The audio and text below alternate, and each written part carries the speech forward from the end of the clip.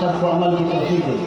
अब इसके बाद मैं आपके बीच एक बच्ची आमना खातून मोहम्मद आज़ाद को दावत देता हुआ है और अपनी तकरीर पेश करें। आमना खातून मोहम्मद आज़ाद।